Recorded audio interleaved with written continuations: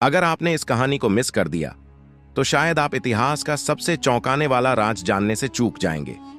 लेकिन अगर आपने इसे आखिर तक देखा तो आपको समझ आएगा कि एक सपना, एक भविष्यवाणी और एक अडिग इरादा कैसे एक पूरी दुनिया को बदल सकता है।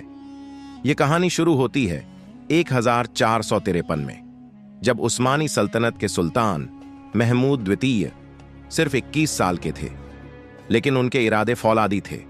उनका सपना था कुस्तुनतुनिया यानी कॉन्स्टेंटिनोपल को फतह करना, एक ऐसा शहर जिसे सदियों से कोई नहीं जीत पाया था। पैगंबर मोहम्मद सअज़े की एक हदीस थी, कुस्तुनतुनिया एक दिन फतह होगा और वह अमीर लीडर कितना बेहतरीन होगा और वह फौज कितनी शानदार होगी। महमूद को यकीन था कि वह वही बेहतरीन लीडर है। कुस्तुनतुनिया उस समय बाइजेंटाइन साम्राज्य की राजधानी था।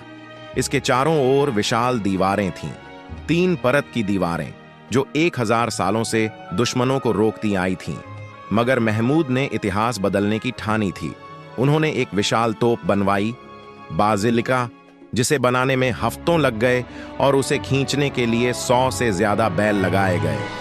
उन्होंने जमीन से ज्यादा समुंदर पर ध्यान दिया, क्योंकि शहर की एक साइड समुंदर से जुड़ी थी और वहां से हमला करना मुश्किल था।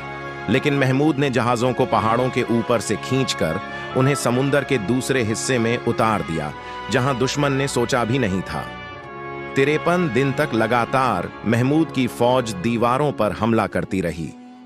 अंदर खाने, शहर में भूख और डर फैल चुका था।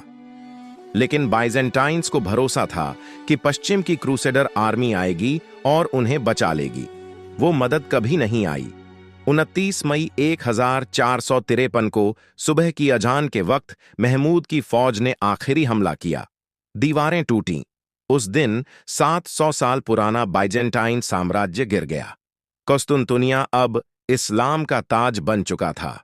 सुल्तान महमूद ने शहर में दाखिल होते ही सबसे पहले चर्च हागिया सोफिया में नमाज अदा की, लेकिन किसी को नुकसान नहीं पहुंचाया।